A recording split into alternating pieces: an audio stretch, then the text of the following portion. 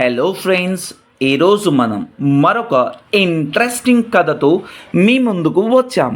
మేము కథల ద్వారా ఇంగ్లీష్ సులభమైన పద్ధతిలో నేర్చుకోవడం ఎలానో ఈ వీడియో ద్వారా తెలుసుకుందాం. మీకు ఈ కథ తప్పకుండా నచ్చుతుంది.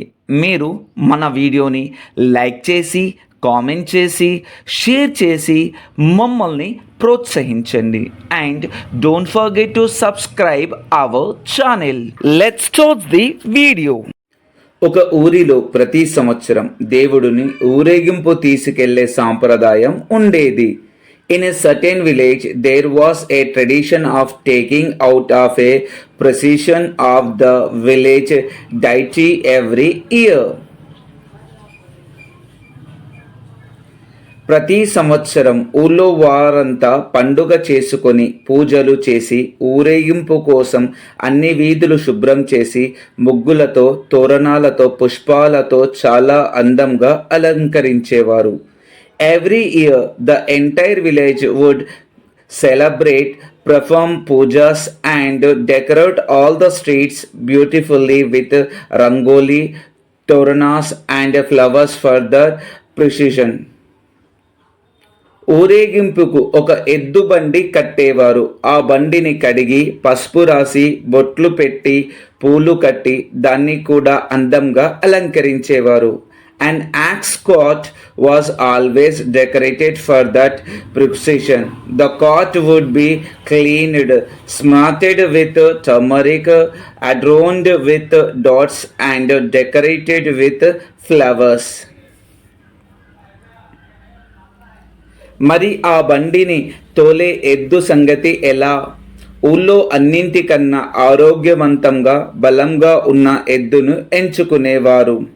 And what about the ox that pulled that cart? The strongest and healthiest ox in the village would be chosen. ఆ ఎద్దు చర్మం నిగనిగలాడేలా దానికి స్నానం చేయించి బొట్లు పెట్టి గంటలు కట్టి పట్టు వస్త్రాలు వేసేవారు. ఆహా, చాలా చూడ ముచ్చటగా తయారు చేసేవారు. The ox would be given a bath adorned with dots, bells and silk cloths. Oh, it would be made so beautiful to look at.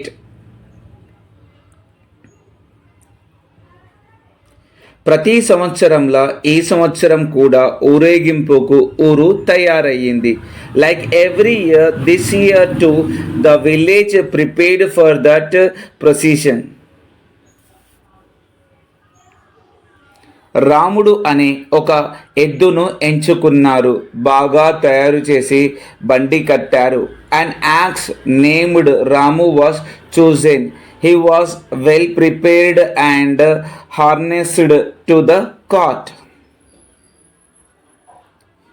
గుడి ముందర నుంచో పెట్టి దేవుడి విగ్రహాన్ని బండిలో పెట్టి హారతి ఇచ్చి ఊరేగింపు మొదలెట్టారు. The deity's idol was placed in the court in front of the temple, and after offering prayers, the procession began.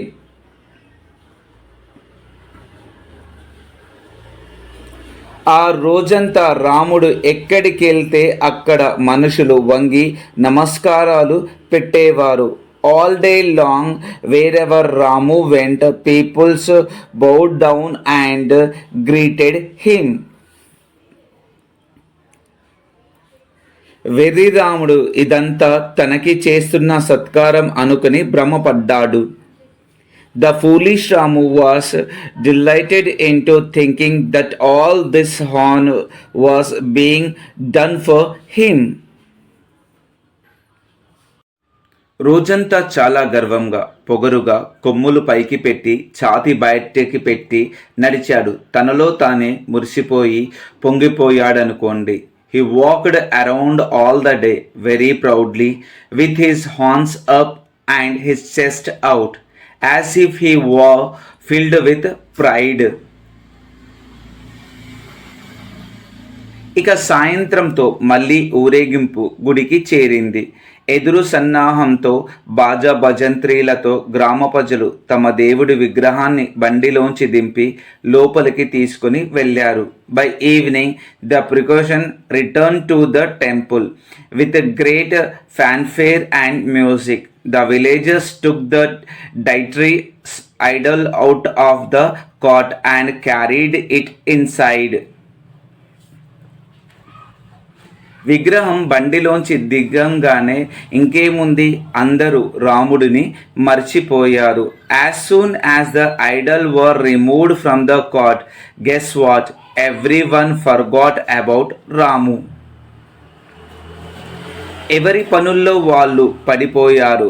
రాముడి మీద వేసిన పట్టు వస్త్రాలు తీసేసి మళ్ళీ రాముడిని ఎడ్లపాకలో తీసుకొని వెళ్ళి అక్కడ వదిలేశారు.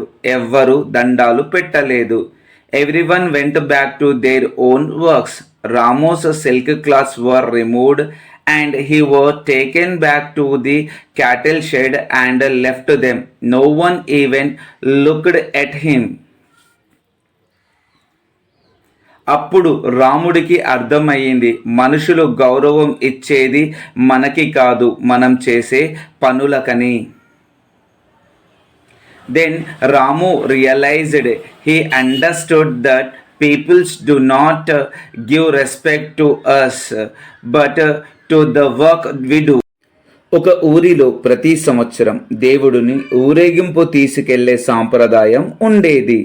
In a certain village, there was a tradition of taking out of a procession of the village deity every year. ప్రతి సంవత్సరం ఊళ్ళో వారంతా పండుగ చేసుకొని పూజలు చేసి ఊరేగింపు కోసం అన్ని వీధులు శుభ్రం చేసి ముగ్గులతో, తోరణాలతో, పుష్పాలతో చాలా అందంగా అలంకరించేవారు. Every year, the entire village would celebrate, perform pujas and decorate all the streets beautifully with rangoli, toranas and flowers for the procession. ఊరేగింపుకు ఒక ఎద్దు బండి కట్టేవారు. ఆ బండిని కడిగి పసుపు రాసి బొట్లు పెట్టి పూలు కట్టి దాన్ని కూడా అందంగా అలంకరించేవారు. An axe cart was always decorated for that procession. The cart would be cleaned, smarted with turmeric, adorned with dots and decorated with flowers. మరి ఆ బండిని తోలే ఎద్దు సంగతి ఎలా? ఊళ్ళో అన్నింటికన్నా ఆరోగ్యవంతంగా బలంగా ఉన్న ఎద్దును ఎంచుకునేవారు. And what about the ox that pulled that cart? The strongest and healthiest ox in the village would be chosen. ఆ ఎద్దు చర్మం నిగనిగలాడేలా దానికి స్నానం చేయించి బొట్లు పెట్టి గంటలు కట్టి పట్టు వస్త్రాలు వేసేవారు. ఆహా, చాలా చూడ ముచ్చటగా తయారు చేసేవారు. The ox would be given a bath adorned with dots, bells and silk cloths. Oh, it would be made so beautiful to look at.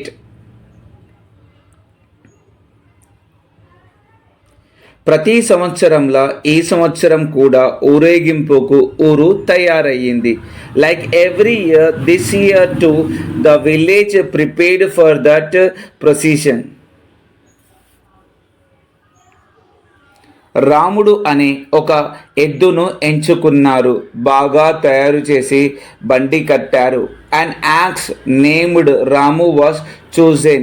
He was well prepared and harnessed to the cart. గుడి ముందర నుంచో పెట్టి దేవుడి విగ్రహాన్ని బండిలో పెట్టి హారతి ఇచ్చి ఊరేగింపు మొదలెట్టారు. The deity's idol was placed in the court in front of the temple, and after offering prayers, the procession began.